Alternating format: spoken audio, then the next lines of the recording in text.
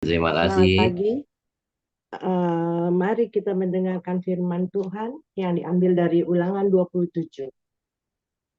Lagi Musa dan para tua-tua Israel memerintahkan kepada bangsa itu, berpeganglah pada segenap perintah yang kusampaikan kepadamu pada hari ini. Dan pada hari kamu menyeberangi sungai Yordan ke negeri yang diberikan kepadamu oleh Tuhan Allahmu, maka haruslah engkau menegakkan batu-batu besar dan mengapurnya. Lalu pada batu itu haruslah kau tuliskan segala perkataan hukum Taurat ini. Sesudah engkau menyeberang, supaya engkau masuk ke negeri yang diberikan kepadamu oleh Tuhan Allahmu. Suatu negeri yang berlimpah-limpah susu dan madunya, seperti yang dijanjikan kepadamu oleh Tuhan Allahmu, nenek moyangmu. Dan sesudah kamu menyeberangi sungai Yordan, maka haruslah batu-batu itu yang telah kuperintahkan kepadamu pada hari ini, kamu tegakkan di gunung Ebal dan kau kapuri. Juga haruslah kau dirikan di sana mesbah bagi Tuhan Allahmu, suatu mesbah dari batu yang tidak boleh kau olah dengan perkakas besi. Dari batu yang tidak dipahat, haruslah kau dirikan mesbah Tuhan Allahmu. Itu dan di atasnya haruslah kau persembahkan korban bakaran kepada Tuhan Allahmu. Juga haruslah engkau mempersembahkan korban keselamatan, memakannya di sana dan bersukaria di hadapan Tuhan Allahmu. Selanjutnya, haruslah engkau menuliskan pada batu-batu itu segala perkataan hukum Taurat ini dengan jelas dan terang. Juga berbicaralah Musa dan imam-imam orang Lewi kepada seluruh orang Israel. Diamlah dan dengarlah, hai orang Israel. Pada hari ini, engkau telah menjadi umat Tuhan Allahmu. Sebab itu, engkau harus mendengarkan suara Tuhan Allahmu dan melakukan perintah dan ketetapannya yang kusampaikan kepadamu pada hari ini. Pada hari itu, Musa memberi perintah kepada bangsa itu. Sesudah kamu menyeberangi sungai Yordan, maka mereka inilah yang harus berdiri di gunung Gerisim untuk memberkati bangsa itu, yakni suku Simeon, Lewi, Yehuda, Isakar, Yusuf, dan Benyamin.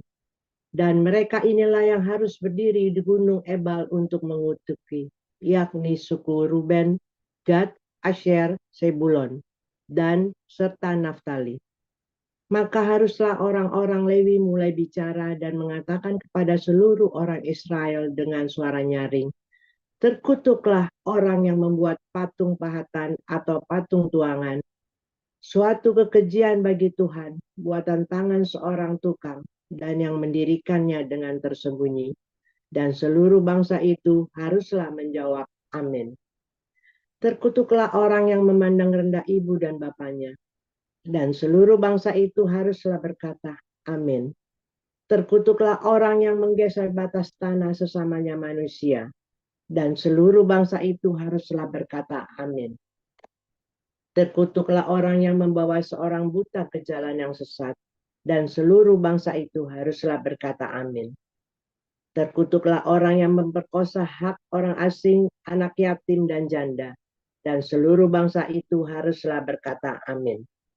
Terkutuklah orang yang tidur dengan istri ayahnya, sebab ia telah menyingkapkan puncak kain ayahnya, dan seluruh bangsa itu haruslah berkata amin.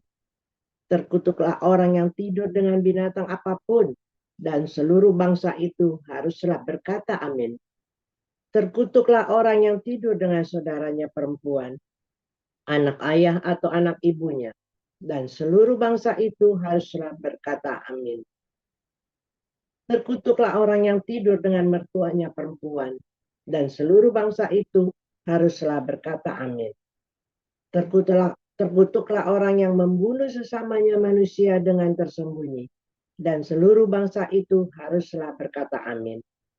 Terkutuklah orang yang menerima suap untuk membunuh seseorang yang tidak bersalah, dan seluruh bangsa itu haruslah berkata amin. Terkutuklah orang yang tidak menepati perkataan hukum Taurat ini dengan perbuatan, dan seluruh bangsa itu haruslah berkata Amin. Silakan Pak Buragil. Ya, kita lanjutkan untuk pembacaan firman Tuhan Matius 2:31 sampai 2:39. Maka berkatalah Yesus kepada orang banyak dan kepada murid-muridnya, katanya, ahli-ahli Taurat dan orang-orang Farisi telah menduduki kursi Musa. Sebab itu, turutilah dan lakukanlah segala sesuatu yang mereka ajarkan kepadamu. Tetapi janganlah kamu turuti perbuatan-perbuatan mereka, karena mereka mengajarkannya tetapi tidak melakukannya. Mereka mengikat beban-beban berat, lalu meletakkannya di atas bahu orang, tetapi mereka sendiri tidak mau menyentuhnya. Semua pekerjaan yang mereka lakukan hanya dimaksud supaya dilihat orang. Mereka memakai tali sembahyang yang lebar dan jubah yang panjang. Mereka suka duduk di tempat terhormat dalam perjamuan dan di tempat terdepan di rumah ibadat. Mereka suka menerima penghormatan di pasar dan suka dipanggil rabi. Tetapi kamu, janganlah kamu disebut rabi, karena hanya satu rabimu dan kamu semua adalah saudara. Dan janganlah kamu menyebut siapapun bapa di bumi ini, karena hanya satu bapamu, yaitu Dia yang di surga. Janganlah pula kamu disebut pemimpin, karena hanya satu pemimpinmu, yaitu Mesias. Barang siapa terbesar di antara kamu, hendaklah ia menjadi pelayanmu. Dan barang siapa meninggikan diri, ia akan direndahkan. Dan barang siapa merendahkan diri, ia akan ditinggikan. Celakalah kamu, hai ahli-ahli Taurat dan orang-orang Farisi. Hai kamu orang-orang munafik, karena kamu menutup pintu-pintu kerajaan surga di depan orang. Sebab kamu sendiri tidak masuk, dan kamu merintangi mereka yang berusaha untuk masuk. Celakalah kamu, hai ahli-ahli Taurat dan orang-orang Farisi. Hai kamu orang-orang munafik, sebab kamu menelan rumah janda-janda, sedang kamu mengelabuhi mata orang dengan doa yang panjang-panjang. Sebab itu kamu pasti akan menerima hukuman yang lebih berat. Celakalah kamu, hai ahli-ahli Taurat dan orang-orang Farisi. Hai kamu orang-orang munafik, sebab kamu mengarungi lautan dan menjelajah daratan untuk mentobatkan satu orang saja menjadi penganut agamamu, dan sudah ia bertobat, kamu menjadikan dia orang neraka yang 2 kali lebih jahat daripada kamu sendiri. Celakalah kamu, hai pemimpin-pemimpin buta yang berkata, bersumpah demi bait suci. Sumpah itu tidak sah, tetapi bersumpah demi emas bait suci, sumpah itu mengikat. Hai kamu orang-orang bodoh dan orang-orang buta, apakah yang lebih penting emas atau bait suci yang menguduskan emas itu? Bersumpah demi mezbah, sumpah itu tidak sah, tetapi bersumpah demi persembahan yang ada di atasnya, sumpah itu mengikat. Hai kamu orang-orang buta, apakah yang lebih penting persembahan atau mezbah yang menguduskan persembahan itu?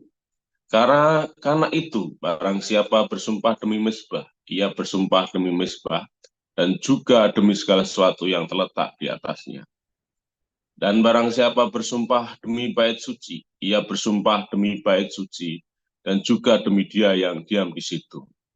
Dan barang siapa bersumpah demi surga, ia bersumpah demi takhta Allah dan juga demi Dia yang bersemayam di atasnya. Celakalah kamu, hai ahli-ahli Taurat dan orang-orang Farisi, hai kamu orang-orang munafik, sebab persepuluhan dari selasih adas manis dan jintan kamu bayar. Tetapi yang terpenting dalam hukum Taurat kamu abaikan, yaitu keadilan dan belas kasihan dan kesetiaan. Yang satu harus dilakukan dan yang lain jangan diabaikan. Hai kamu pemimpin-pemimpin buta, nyamuk kamu tapiskan dari dalam minumanmu, tetapi unta yang di dalam kamu telan. Celakalah kamu, hai ahli-ahli Taurat dan orang-orang Farisi, hai kamu orang-orang munafik, sebab cawan dan pinggan kamu bersihkan setelah sebelah luarnya, tetapi sebelah dalamnya penuh rampasan dan kerakusan. Hai orang-orang Farisi yang buta, bersihkanlah dahulu sebelah dalam cawan itu, maka sebelah luarnya juga akan bersih. Celakalah kamu, hai ahli-ahli Taurat dan orang-orang Farisi, hai kamu orang-orang munafik, sebab kamu sama seperti kuburan yang dilabur putih, yang sebelah luarnya memang bersih tampaknya, tetapi yang sebelah dalamnya penuh tulang belulang dan berbagai jenis kotoran. Demikian jugalah kamu di sebelah luar kamu tampaknya benar di mata orang, tetapi di sebelah dalam kamu penuh kemunafikan dan kedurjanaan. Celakalah kamu, hai ahli-ahli Taurat dan orang-orang Farisi, hai kamu orang-orang munafik, sebab kamu membangun makam nabi-nabi dan memperindah tugu orang-orang saleh, dan berkata, jika kami hidup zaman nenek moyang kita, tentulah kami tak ikut dengan mereka dalam pembunuhan nabi-nabi itu. Tetapi dengan demikian kamu bersaksi terhadap diri kamu sendiri, bahwa kamu adalah keturunan pembunuh nabi-nabi itu. Jadi penuhilah juga takaran nenek moyangmu. Hei kamu ular-ular, hei kamu keturunan ular beludak, bagaimanakah mungkin kamu dapat meluputkan diri dari hukuman neraka? Sebab itu, lihatlah, aku mengutus kepadamu nabi-nabi, orang-orang bijaksana dan ahli Taurat. Separuh di antara mereka akan kamu bunuh dan kamu salibkan. Yang lain akan kamu sesah di rumah-rumah ibadatmu, dan kamu aniaya dari kota ke kota. Supaya kamu menanggung akibat penumpahan darah orang yang tidak bersalah, mulai dari Babel orang benar itu, sampai kepada Yakarya anak Bereknya yang kamu bunuh di antara tempat kudus dan Mezbah. Aku berkata kepadamu, sesungguhnya semua ini akan ditanggung angkatan ini. Yerusalem, Yerusalem, engkau yang membunuh nabi-nabi dan melempari dengan batu orang-orang yang diutus kepadamu. Berkali-kali aku rindu mengumpulkan anak-anakmu, sama seperti induk ayam mengumpulkan anak-anaknya di bawah sayapnya. Tetapi kamu tidak mau. Lihatlah, rumahmu ini akan ditinggalkan dan menjadi sunyi. Dan aku akan berkata kepadamu, mulai sekarang kamu tidak akan melihat aku lagi, hingga kamu berkata, diberkatilah dia yang datang dalam nama Tuhan. Amin. Terima Ya, kasih. amin. Terima kasih untuk para lektor, Ibu Donanti Tobing dan Pak Uragil. Kita akan mendengarkan renungan firman Tuhan hari ini yang akan disampaikan Pastor Paul dengan judul Ahli Taurat. Silakan Pastor Paul. Terima kasih Pak Apeng, luar biasa Pak Apeng, benar-benar ganteng pagi ini. Luar biasa, itu dong tiap hari Pak Apeng, keren. Luar biasa nih, kita kasih ini ya, salut buat Pak Apeng, luar biasa, terima kasih. Untuk kesiapannya menjadi moderator ya, luar biasa. Itu saudara ya, jadi moderator yang mantap gitu loh ya. Jadi kita ini komunitas ini kita semuanya ini profesional bener. Lama-lama saya juga harus menyesuaikan kita ya. Kita harus ya kita bangun terus. Pak David, Pak Apeng dan teman-teman tim semua ya. Terima kasih buat terus perbaikannya ya. Luar biasa. Kita nanti akan ada bikin Hagios Youth ya.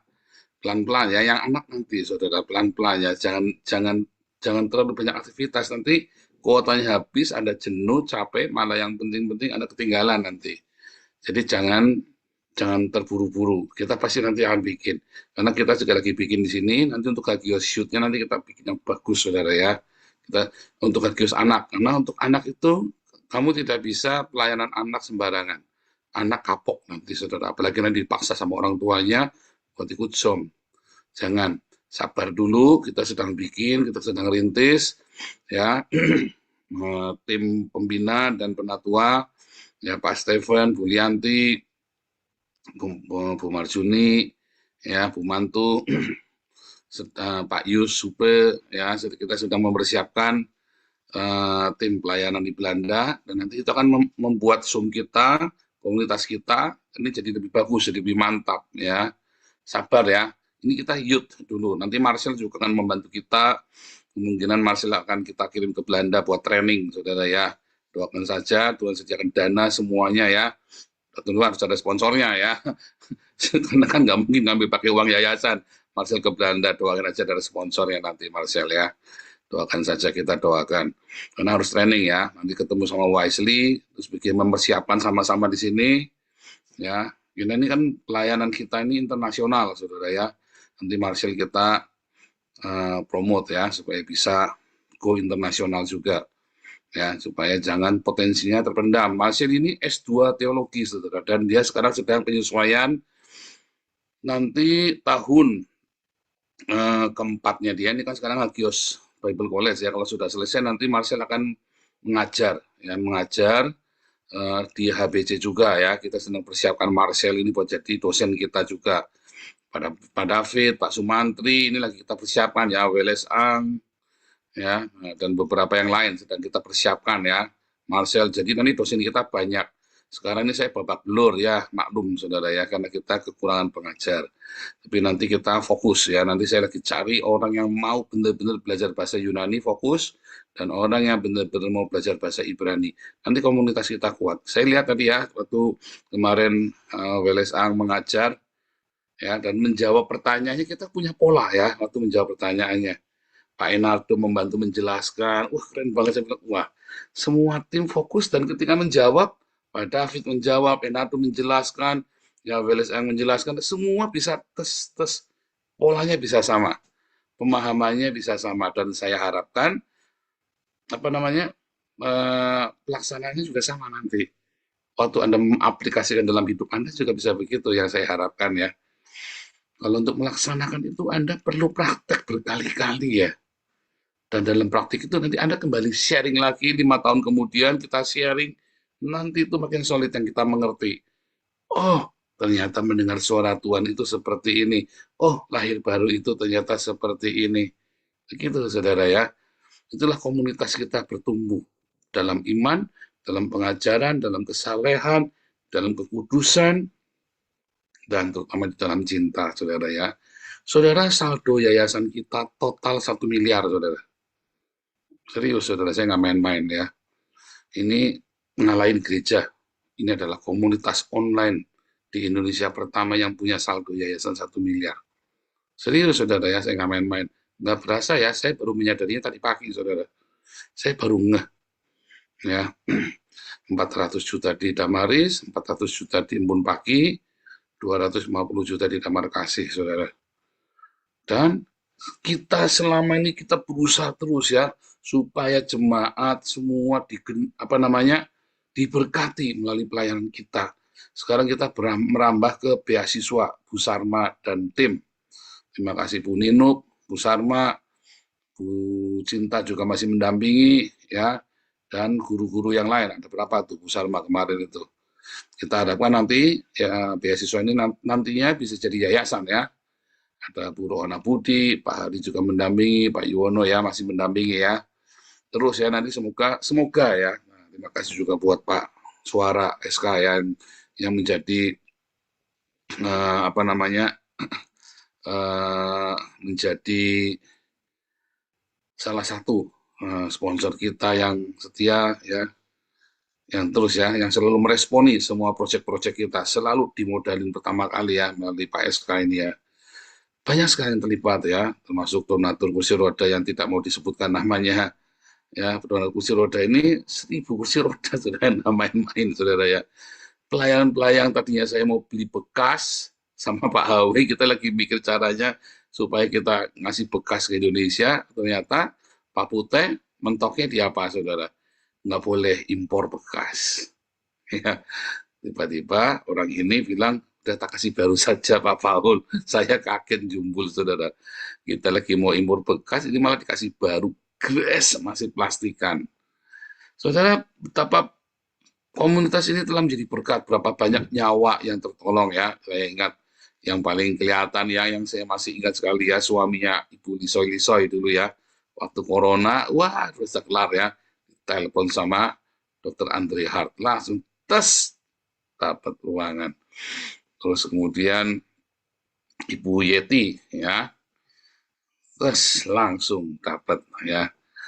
Untuk ya Ibu Yeti ketahuan waktu itu lagi sehat ya, lagi sehat seger ya.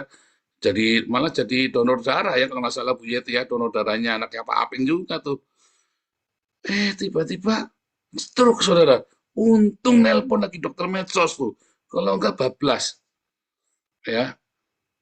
Dan banyak lagi ya, termasuk orang tuanya Ibu Puji ya dulu ya yang nggak dapat kamar, diteleponin sama Ibu Ria langsung. Komunitas ini kita terus ya. Itulah namanya komunitas saudara. Jadi komunitas di dokter medsos ini, waduh, yang pengetahuan saya tuh 3 kali tuh ya. Saya sampai gedek-gedek, ya ampun Tuhan, kita tuh berapa banyak komunitas ini telah menjadi berkat. Ya, dan saya sama sekali tidak terlibat di dalam dokter medsos, saudara ya. Ini proyeknya Pak Awe ya dengan Dokter Sostenes ya sebagai bimpronya ya. Terus ya, luar biasa ya, saudara ya. Kita terus bertumbuh menjadi berkat. Itulah namanya Kristen, saudara. Itu yang namanya Kristen. Saudara tadi Anda lihat ya 2 hal ya. Terkutuklah orang yang tidak melakukan Taurat, tetapi Yesus berkata, celakalah kamu, karena kamu, apa saudara, kelihatannya melakukan Taurat, tetapi sebenarnya kamu tidak lakukan. Kelihatannya kamu melakukan Taurat, tapi kamu tidak melakukannya. Yang pertama, terkutuklah bila kamu tidak melakukannya.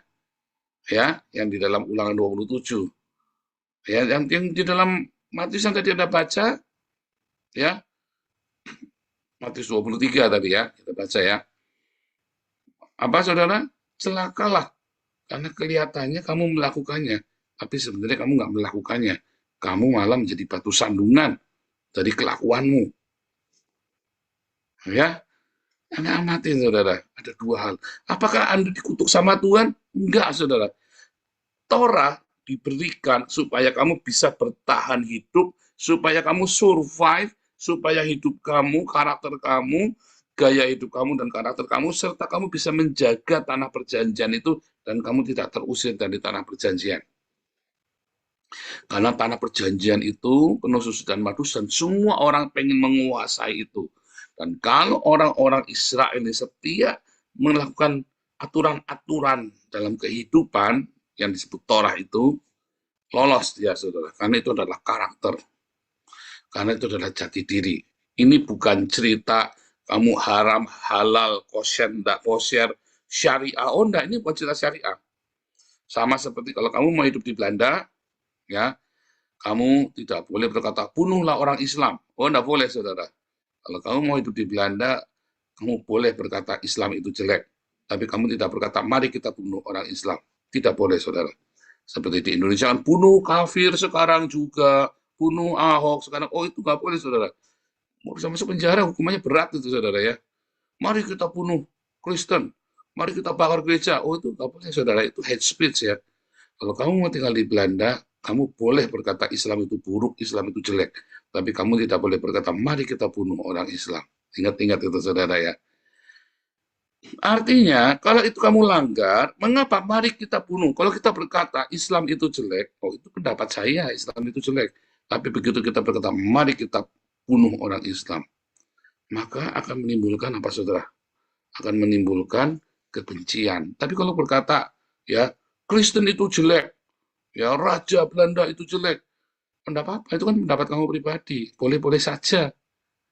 Ya, sama seperti Anda makan di restoran, makannya nggak enak nih.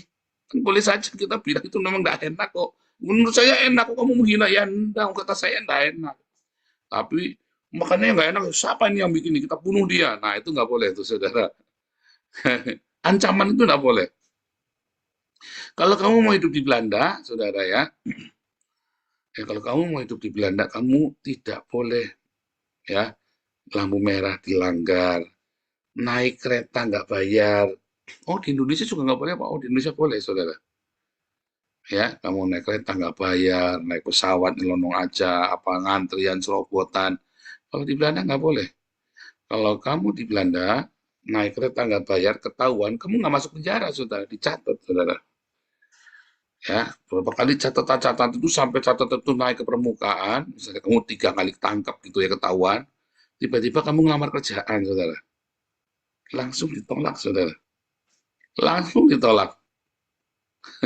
Berarti apa? Kamu orang yang tidak punya kredibilitas. Lawong kamu kereta kan di Belanda jarang diperiksa, saudara. Ya, tapi sekali kena, kamu dicatat sampai 3 kali kena seumur hidupmu, kamu nanti susah cari kerjaan. Dijamin susah cari kerjaan. Makanya orang-orang Arab itu susah cari kerjaan, dia kerjanya sama Arab lagi. Kenapa? Karena mereka sering melanggar. Anda mencuri di di toko, Anda tidak masuk penjara. Sekalipun Anda nyuri iPhone, nggak masuk penjara, dicatat namamu, saudara. Tetapi nanti kamu cari kerjaan susah, ya. Kamu sudah membunuh rezekimu sendiri. Anda jam 10 malam, ya, anjingmu teriak-teriak, polisi datang, saudara, anjingnya diambil, saudara, Anda didenda. Nah, kalau kamu mau tinggal di Belanda, ya kamu patuhin itu. Kenapa? Karena makanya Belanda seperti surga, karena kamu pajaknya bayarnya mahal sekali. Saya tahun kemarin saja bayar pajaknya hampir 3.000, saudara. Kamu siapa yang pernah baca hampir 3.000, saudara? Oh, Pak Enarto, oh, Suki Pak Enarto. Saya tuh bayar pajaknya 3.000, mumet, saudara. Ya, mumet, saudara. Pak hari kemarin diukur pajak pusing, udah masih pajak, udah jujur aja masih diukur di Indonesia. Kalau di Belanda, pajakmu gede, saudara. Tapi kamu tidak akan diukur pajak kalau selama kamu open apa adanya. Ya, saudara ya.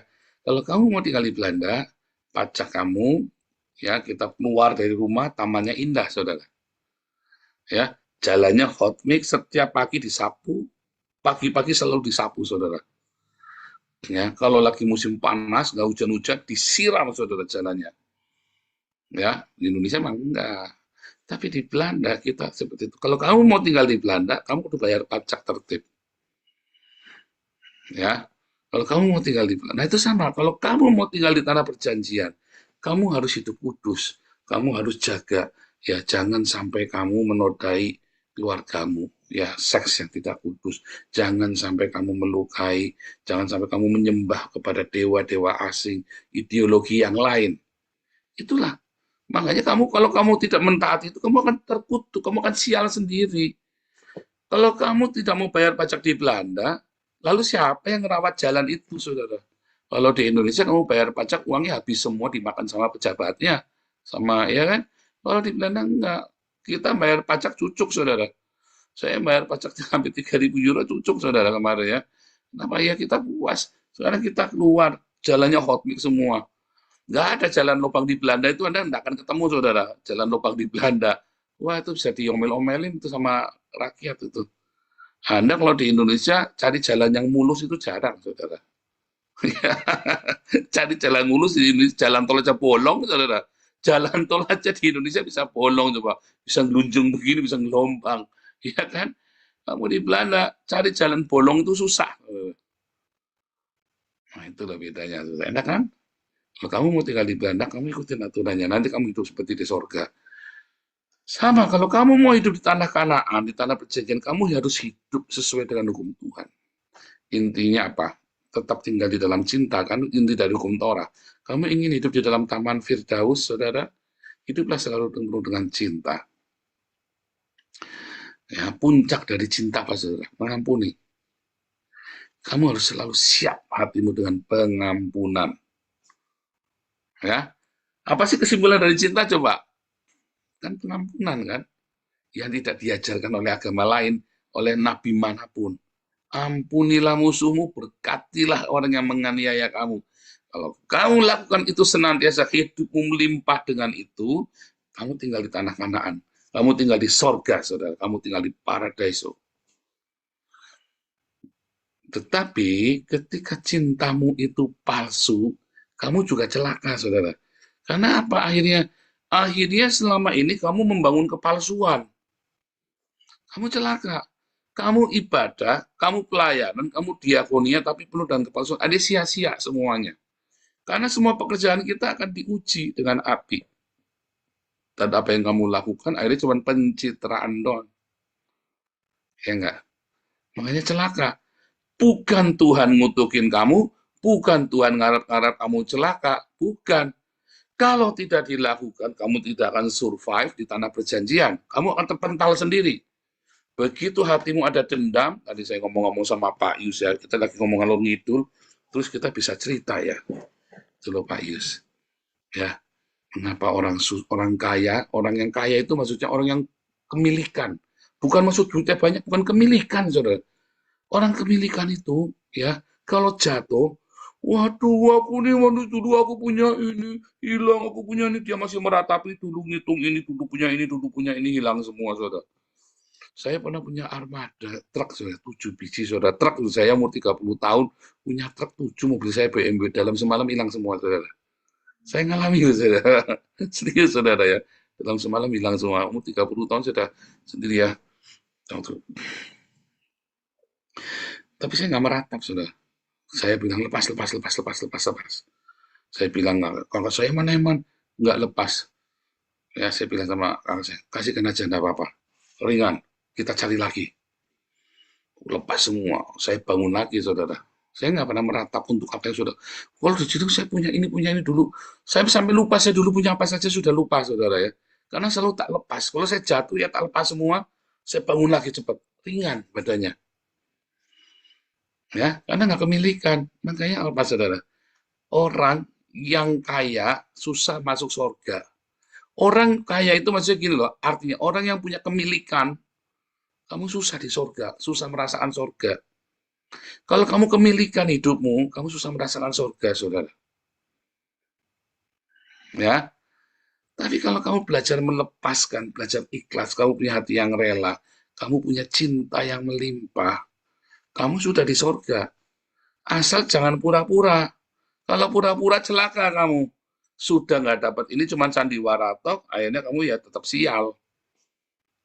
Karena kan cinta kita akan diuji, saudara. Itu maksudnya, saudara ya. Yang satu terkutuklah dalam perjanjian lama, dalam perjanjian baru celakalah. Nah, itulah yang seringkali rahasia ini yang kita nggak ngerti. Anda yang hari ini baru gabung dengan kita, ingat saudara, milikilah pengampunan. Selalu standby dengan pengampunan dan hati yang rela, hati yang ikhlas. Ketika kedaginganmu, harga dirimu sembelih, ini harga diri Pak, ya selamat hidup di neraka.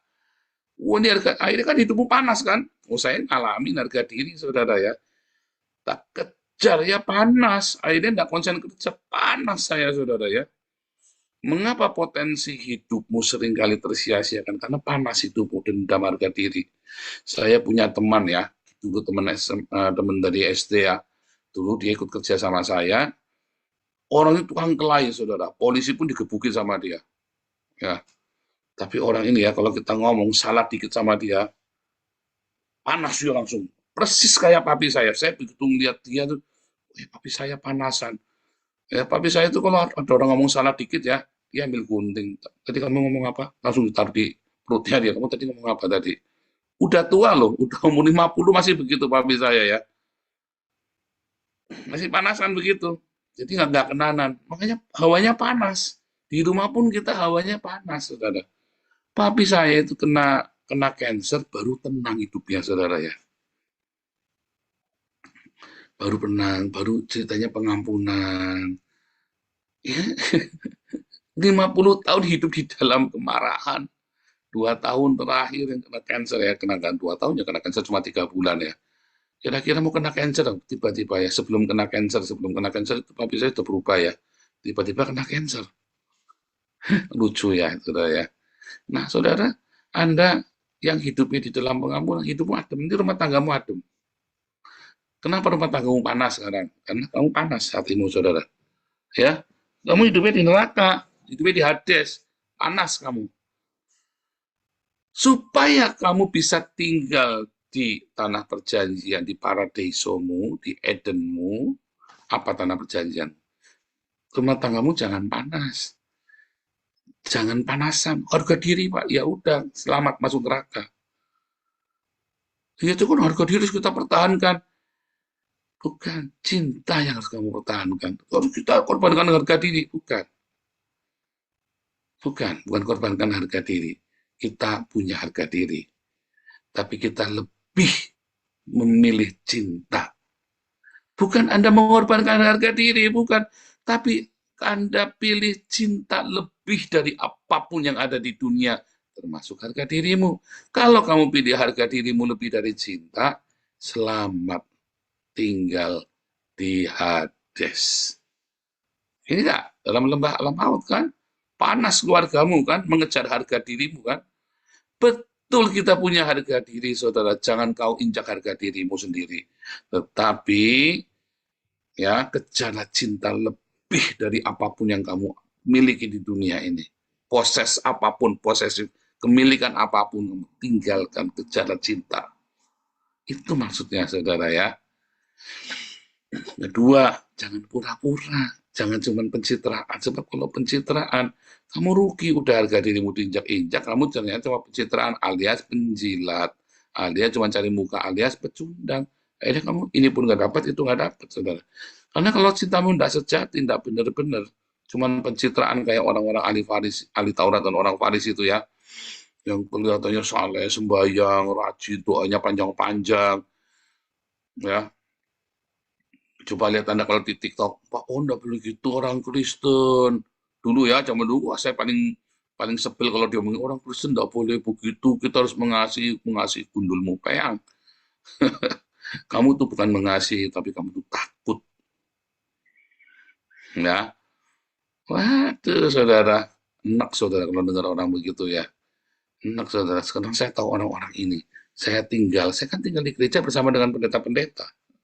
Dengan para full timer gereja, dengan para pendeta. Aduh, semua retorika gitu tuh bikin, aduh saudara. Saya kan nggak suka basa-basi, makanya kalau ada dengar saya nggak suka basa-basi. Kalau sama saya Anda telepon jangan apa kabar Pak Shalom, apa kabar Pak, baik Pak, bagaimana kabar anak-anak, kabar tak matiin saudara, tak matiin. Kalau telepon sama saya langsung Anda perlunya apa? Gak usah basa-basi. Ya, kalau karena basa-basi nanti jadi bikin ribet lama. Cuman mau ngomong ya sesuatu basa-basinya kelamaan Anda nggak usah. Nggak tak jawab. Berapa banyak orang shalom, udah tak diemin aja. Langsung shalom Pak Paul, langsung. Nah, tak jawab saudara. Aduh nggak bisa Pak. Oh iya bisa Pak, coba tolong hubungi ini. Tapi shalom Pak, ya tak diemin ya shalom, tak jawab shalom, apa kabar? Ini kalau jawab apa kabar lagi, bagaimana kabarnya? Tak jawab lagi baik, bagaimana kabar kamu baik-baik saja. Akhirnya panjang lebar, cuman apa kabar shalom, selamat pagi, selamat sore, maafan lambat saya jawabnya. Terus kamu mau ngomong apa sebenarnya? Kelamaan, saudara. Ya, ini kita kan di media sosial, langsung to the point saja. Ya, itu saudara ya.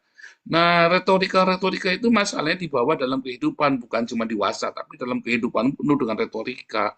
Katanya mengasihi Pak, oh ngomongnya begitu. Saya ngomongnya begini saudara, tetapi komunitas mana yang bisa memberkati seluruh jemaatnya? Itu saudara. Sebetulnya saya sedang mengajarkan kepada Anda. Nah, saya kalau ngomong mau bergombal-gombal, ya bisa juga, saudara. Saya kan seniman, ya kan?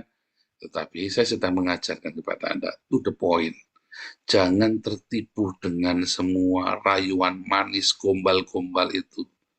Pak Paul juga suka gombal, iya gombal saya kan baru terus, saudara. Kalau gombalmu kan bosok, mampu, saudara. Gombal saya selalu baru, ya. Beli di Action di sebelah rumah. Gombalnya baru terus, gombalmu bosok, saudara. Nah itu saudara ya, jadi Anda jangan tertipu dengan retorika-retorika Pak Pendeta.